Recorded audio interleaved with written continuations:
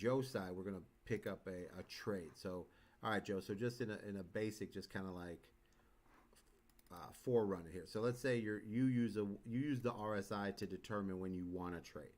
Is there a particular time frame that you start with? I usually stay on the 15-minute. Okay, so you're at the 15-minute time frame, and you're using the RSI at that time. Correct. Okay. So what do you? Let's say you normally trade long or short or Uh, let's see. I don't. So you have is that the stochastic? yeah. Which one do you use?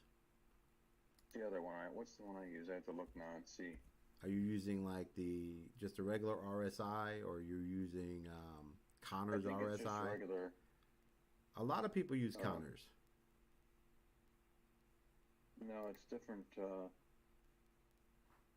to pull it up here real quick on my phone. The Connors looks like this. The Connors is all blue, one line. Is that what you use? That might be what it is. When you first open it up, it's like purple and yellow for me. Oh, you have two But then I lines. changed it. Yeah, Okay. I just um, All right, I yeah. don't know. Pull it up. Sometimes I Pull it up take and the see one which one line it out. is. Sometimes I take away the smooth line and just keep the one line.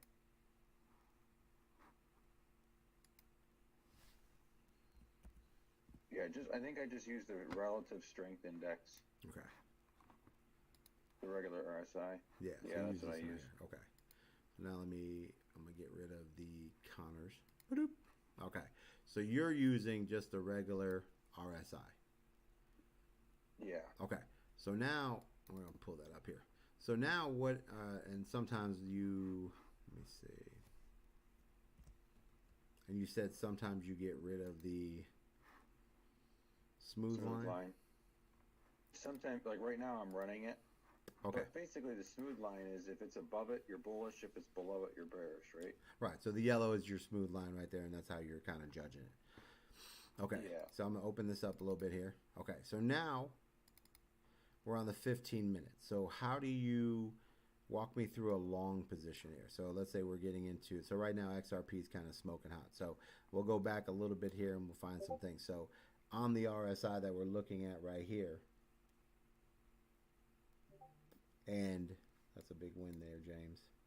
Um, and as we're going through here, so where do you pick your long? You're looking at XRP. Yeah. It's 15-minute though.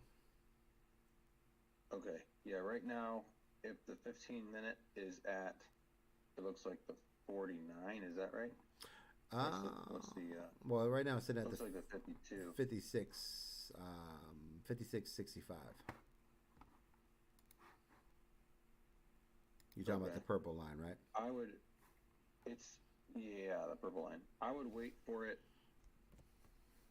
because right now you're kind of in like the danger zone. I Mm-hmm. call it. Well, So I would let's wait for it back to come test. back. Let's back test. Come, So let's go sure. back here. So can you see my screen? Yep. Okay. So so where do you is it something like? And I'll get a marker here. So where would you go along? Is it something on this or down here, or is there a particular area like a 36 zone, 32 zone, like which? Let me know where you would start looking for a long. Typically, like the for sure way to be sure your trade's going to go in the right direction, I would wait for a main level, which is the 30, the 70, or the 50. But you can also expect bounces like on the 40 or on the 60. So either of those are good entries. But then thered be times where I'd be on the 15-minute and I'd just be looking at candles while I'm looking at the RSI. And Mm-hmm. as soon as the candle would open, I would wait for the candle to, kind of come down some to fill the wick from the previous candle. And Okay, then so I'd go long let as soon me as it would go down, and then I'd ride it up to that, um, so to let the me let top me of the ask you. previous candle and I'd get out. So this is the 40 line. So Yep. you said that you if it's above what this you said above the 70 is a more positive or how do you? Because that top line's a 70. Yep. Okay, so you want the RSI to be above that? No. Okay. No, if it's above 70, I would wait for it to come down to retest 70 and then go long after the retest because usually it'll bounce and go higher. Okay. So but if it falls back down through, then yeah. you wait for the retest to go short off the 70. If that makes sense. Okay, so that high. So you're playing that high of the regular RSI. You want to bounce off the 70. If it was up there, yeah, I would wait. But if it's like where it is right now, if it's at the 56, yeah, I would see if it's going to go up to the 60. Okay. If it was going to go to the 60, I'd take a short off the 60. Or if it went down to the 50, I'd take a long off the bounce off the 50. Okay, so what you're doing is you're using this as channels. Correct. So it's then kind of like using it as like a support and resistance without using support and resistance. Yeah, exactly. Okay. So this is what I was trying to tell you guys earlier. Like when you go through something, you realize that everything that you're doing is exactly the same thing. It's support resistance. Doesn't matter what indicator you use. Doesn't matter what they call it. Right. This is an interesting way because what they're doing here is this system here is using the RSI's levels to determine a rejection and a return and a bounce into another support of instead of a Fibonacci line, they're using these RSI lines as Fibonacci lines. Okay, so now let me ask you, where is it on the number side? Do you look at it and go, oh yeah, I'm definitely this is long potential here? Like, is it down at the 30? Is it down at the 20? Is it down at like what line does it have to be at where you say to yourself, okay, I need to look at long positions, right? Because I can see here on the chart, you can see my thing is that we have a level here where this is actually, it's the first time I've seen this actually turn red.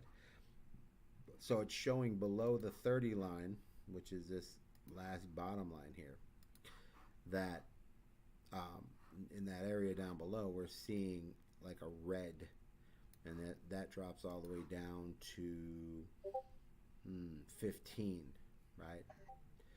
So this is the 20 and line. If it's that low, yeah. If it's that low, like for instance, like I was telling you when I was on the phone earlier with you, XRP was down. I had a limit set at 130 something, and I took the limit away, and then I woke up like 2 days later and I checked it, and it was below my entry. So I was like, I just looked at the RSI; it was way down there, and I just jumped in. I didn't even. It was below the 30, so I jumped in with I don't know. I think I said 19 cents. Yeah. 119. Small trade. Yeah. And I just sat in it and watched it all day long, and then I took profit and made like over $5. Yeah, and it might have been this section here actually.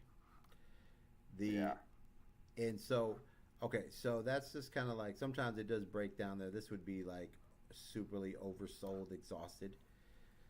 But on normal days, it's not going to hit that. I can see here as I'm doing some back testing here. Normally, it stays above the 30, or it bounces off the 30 quite frequently. So is that kind of like in your lessons and your teachings? Is that where you're kind of like you're set up to look for, bouncing off the 30 as an entry, or do you say, okay, after it comes off the 30, I want to see it go above the 40?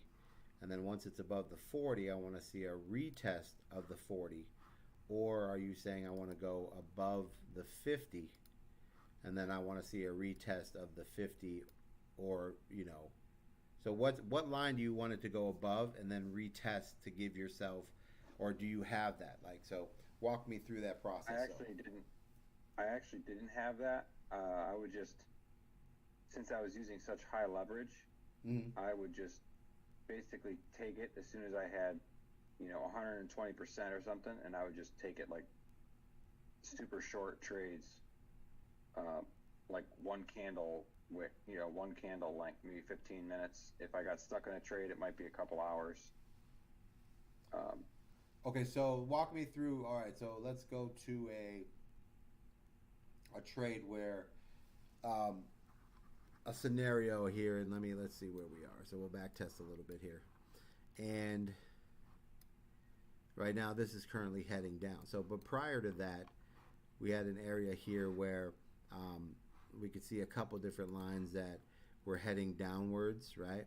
And they started to come down. They broke through the 40 or the 50. They broke through the 40, and then here's the 40. It bounced off the 40. So when you've seen this bounce right here, if you were watching it, you see that bounce right there off the 40, right? Mm-hmm. That's where you would go 125x leverage, and you would say, okay, I'm trading this up on the next this 15-minute candle. Or are you waiting for it to break above the 50 to see if it's going to reject? Or when it breaks above the 50, you would make that decision here. For take profits, you're saying? No, just to enter.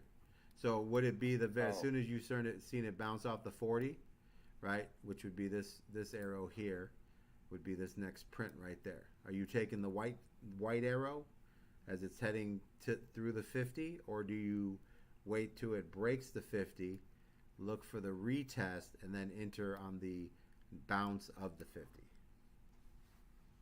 I would have went in at the bounce on the 40 there.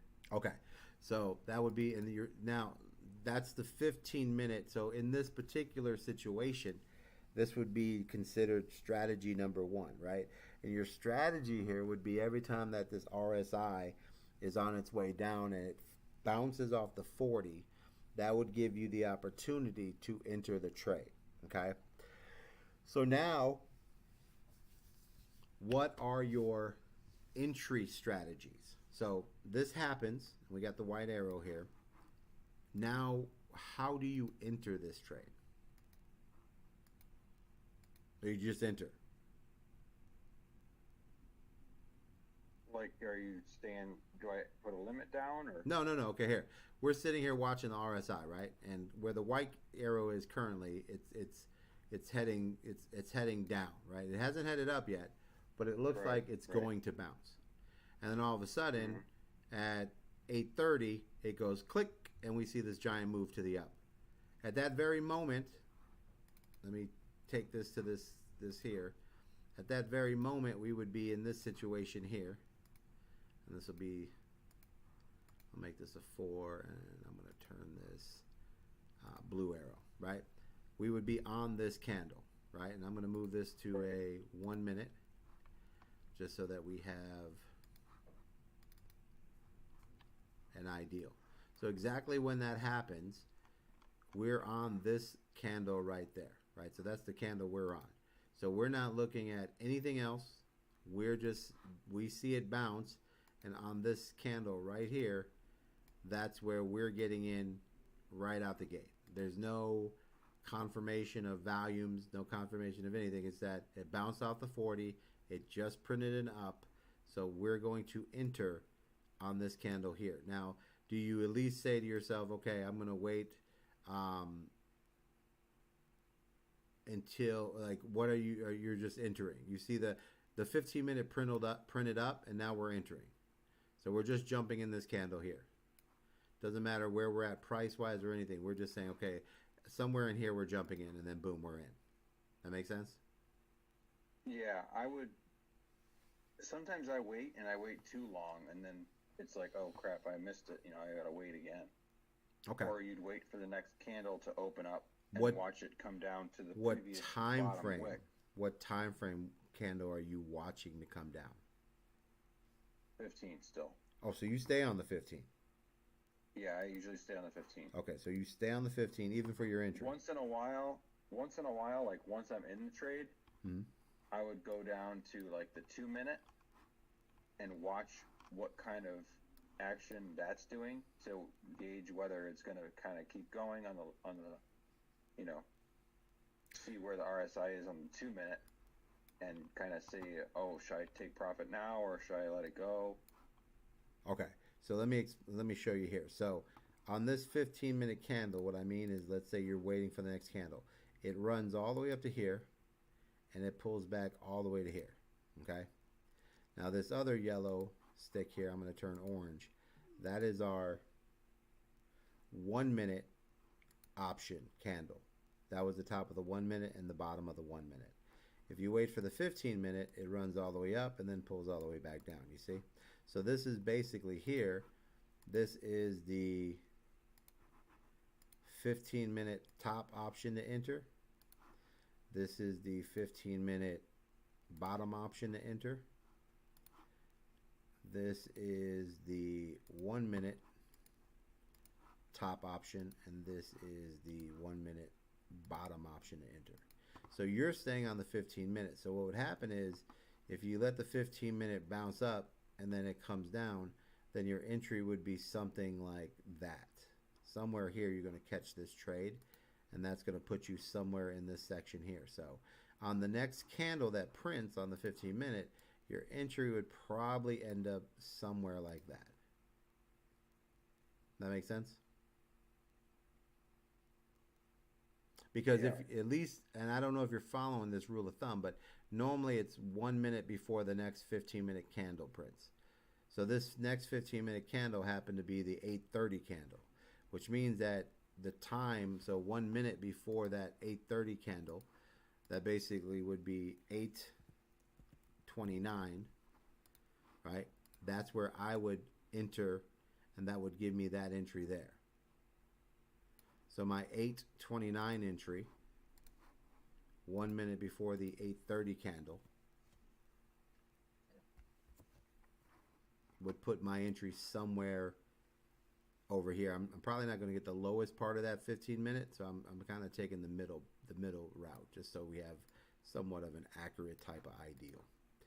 So that would be this right here. So that's where, if I waited for that 15, that's where I would enter. If you had that step. So normally you wait for the 15. And see what's happening is you say sometimes I wait, sometimes I enter, right?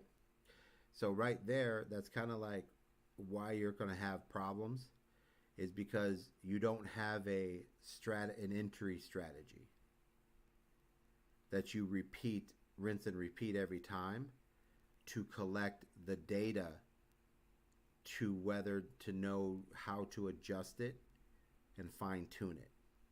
So what I want to do here is I want to go back and kind of go, basic.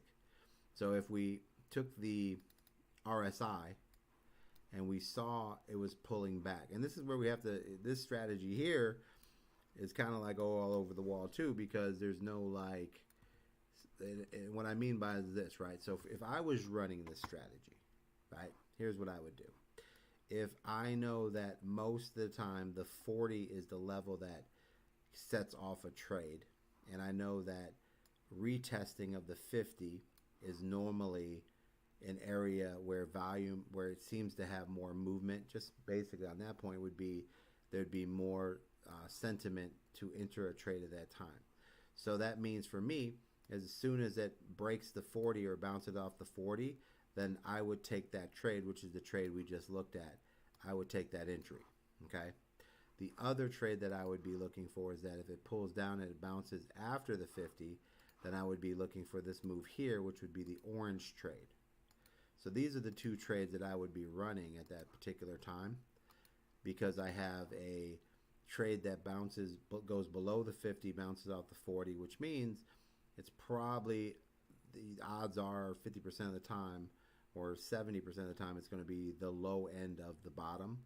And then the 50 line is going to give me where it's 50-50 chance that I'm probably at the low end of the trade.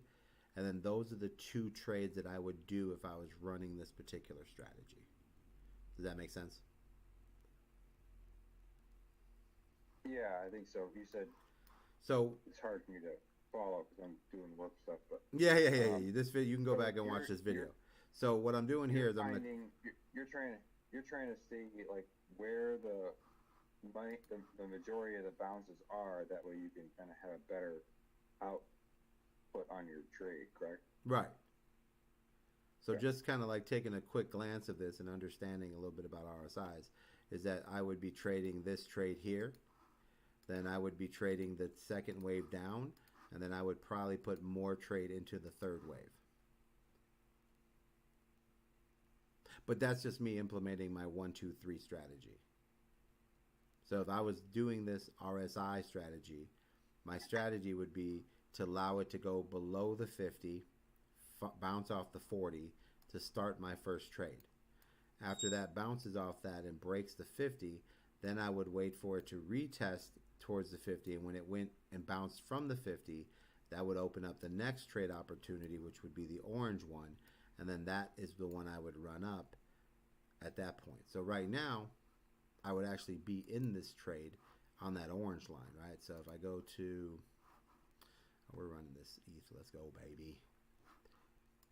And